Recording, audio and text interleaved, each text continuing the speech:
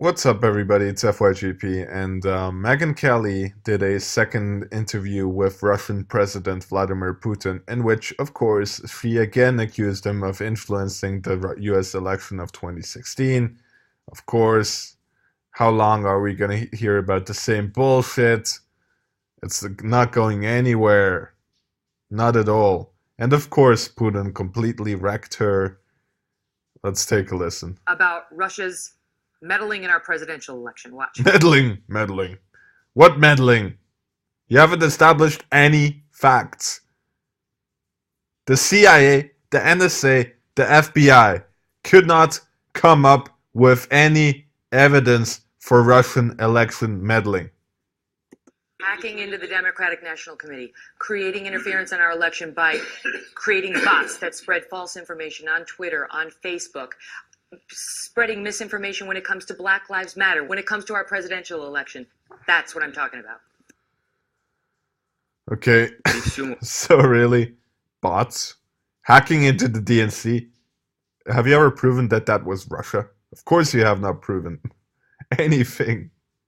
With all due respect for you personally, with all due respect for Congress, you must have people with legal degrees. 100% you do. And people who are well educated, who must understand that we, Russia, cannot prosecute anyone if they have not violated Russian law. If you don't have a legal degree, I can explain to you. I do. Then you have to understand what it takes is an official request to the General Prosecutor of the Russian Federation. Give us a document. Give us an official request. You said that the last time, and now I'm back with an indictment. This has to go through official channels, not through the press or yelling and hollering in the United States Congress. So yeah, of course he wrecked her right there. Oh, now I'm back with an indictment. What, the Mueller indictment of these 13 Russians who supposedly ran the troll factory? Putin's chef? Prigozhin? Really? And Putin said it right there, it has to go through official channels. You cannot just yell about it on the media and whine about it endlessly and come up with an indictment that is worthless. You have to sign a document over to the official or the prosecutor of the Russian Federation.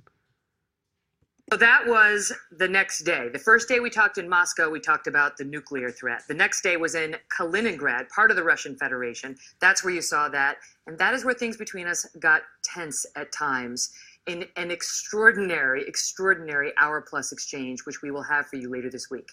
In the meantime, joining me now, my Oscar panel turned Putin panel. Now, we're going to get to the Oscars. Fashion expert Melissa Rivers, Amy Holmes, co-host of PBS's In Principle, and Karamo Brown, culture host for Queer Eye on Netflix. Good to see you all.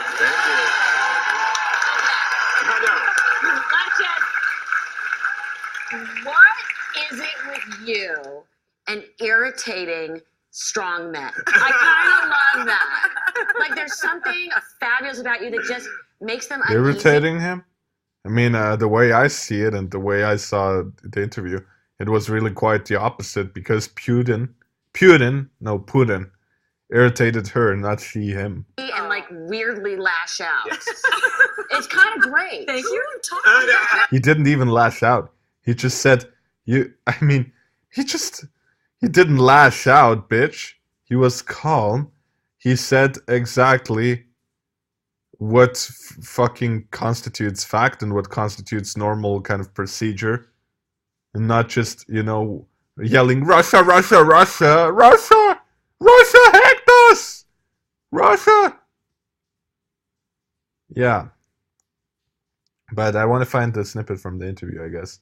Several analysts in the West have said this is the declaration of a new Cold War. Are we in a new arms race right now? My point of view is the individuals who have said that a new Cold War has started are not really analysts. They do propaganda.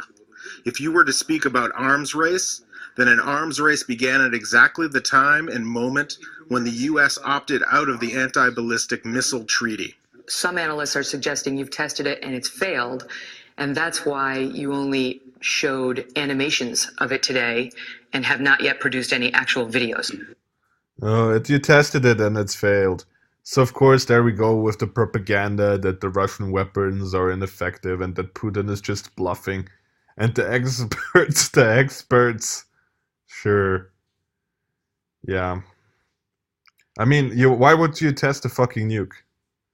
I mean, you have limitations on that, and yeah, I mean, you of course you're gonna show an animation.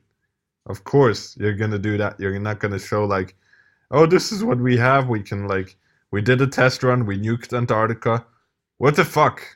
Are you talking about ICBMs? Yes, the one that you claim renders defense systems useless. As a matter of fact, every single weapon system discussed today easily surpasses and avoids an anti-missile defense system. But you've tested it? The test was excellent. Some of them still have to be fine-tuned and worked on. Others are already available to the troops and already are battle ready. For the record, right now, do you have a workable ICBM that's powered by nukes? By nuclear power, not by nukes. What the fuck? You don't even know what you're talking about. Tested successfully. All of those tests were successful. It's just each of these weapon systems is at a different stage of readiness. One of them is already on combat duty. It's with troops. For some of the systems, we're still working on them. We have no doubt that we will get there. But again, you say that you're going to use these weapons, these nuclear-powered weapons, if Russia or its allies come under attack. Come under attack, yeah. Yeah, of course. It's so threatening. Are you threatening us? No, he's just saying if you are so stupid as to attack Russia, then we will retaliate with those new weapons that we have. And you have no defense against these new weapons. Therefore, better not attack us. That is what he's saying, Megyn Kelly. Any attack or only a nuclear one? We have two reasons that would force us to respond using our nuclear weapons. The first is a nuclear attack against us, or an attack against the Russian Federation using conventional weapons. But in this case, if it's a threat to the very existence of the Russian state. And Megyn's going to have a lot more reporting from Russia in the coming days. So I could never find the full interview. Oh man. But there's plenty of snippets from it. Let's take a look. Maybe, I don't know. Megyn Kelly. And another thing, like, how could she, like, if that doesn't prove how fraudulent the two-party system is, the two-party bullshit system, like, Megyn Kelly goes from Fox News, who are supposedly right-wing and anti, NBC and anti-MSNBC. Then she goes to MSNBC, a heavily left-leaning outlet, and touts their propaganda. And she now ended up at NBC. So really, she has no principles, she has no ideology. She can, make it work for her however she wants, because she can just change the news outlets and work for this outlet or that outlet. They're all gonna take her. She's a propagandist.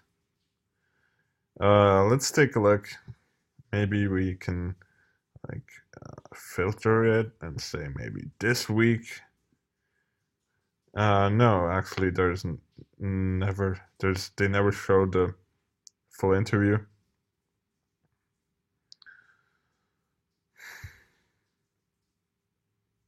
Is it this one? Yeah, maybe another snippet.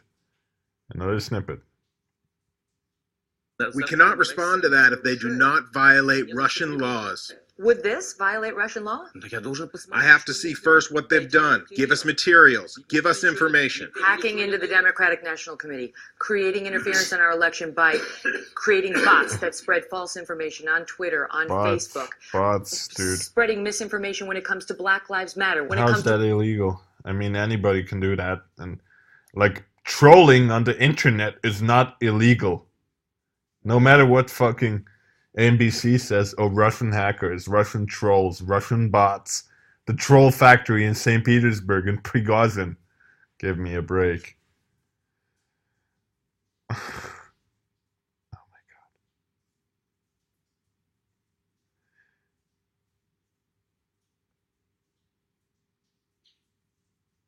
Oh yeah, then we go to the comedy, so-called comedy.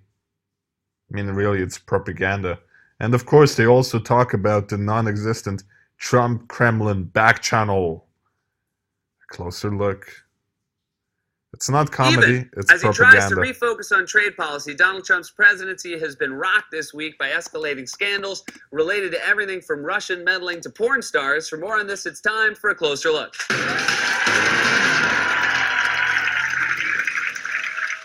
On top of everything else going on right now, President Trump, of course, is being sued by porn star Stormy Daniels over a reported hush payment Trump's lawyer made to her just weeks before the election to hide an alleged affair.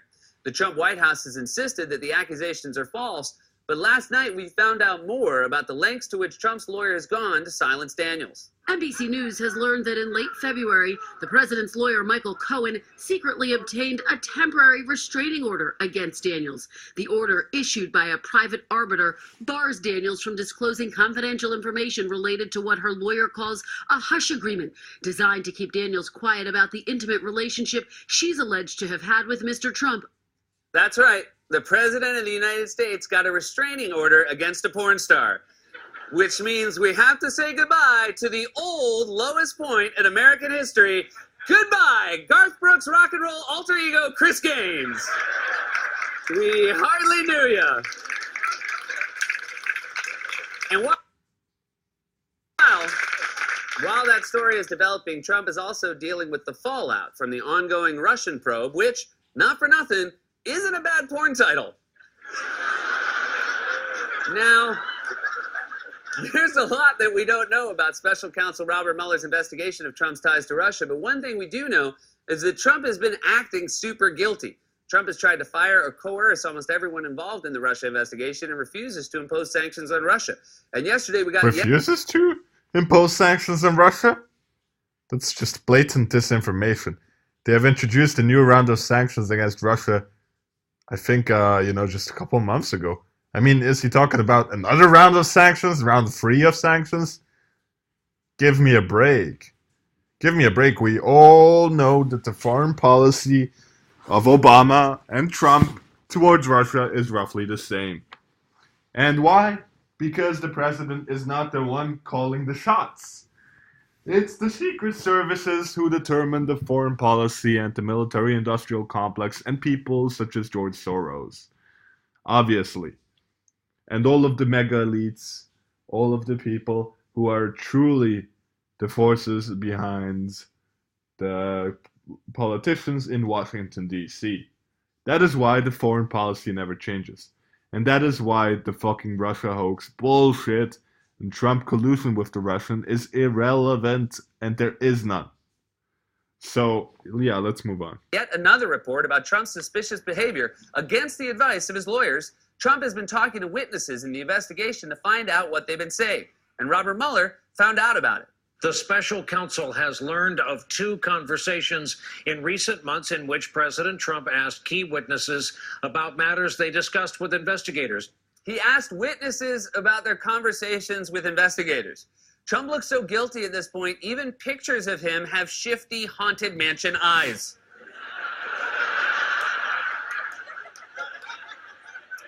Now, as you might recall, the New York Times reported in January that Trump had ordered his White House counsel, Don McGahn, to fire Mueller, which McGahn refused to do. Now, according to this new reporting, according to the New York Times.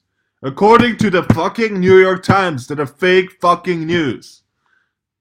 Okay. This is bullshit. Never did the president tell anybody to fire Robert Mueller. That didn't happen. It's made up. We all fucking know it's made up. Because just a couple of days afterwards, the person who supposedly was told that came out and said that Trump never said that. So really, Seth Meyers pushing fake news again. Told an aide that McGahn should issue a statement denying the New York Times article in January, but McGahn did not publicly deny the article. So just to recap, Trump told McGahn to fire Mueller, but McGahn refused, which got out. So Trump told McGahn to deny that he told him to fire Mueller, which McGahn again refused, which then also got out. Seriously, how are these two still together? Trump tells McGahn to do stuff, McGahn says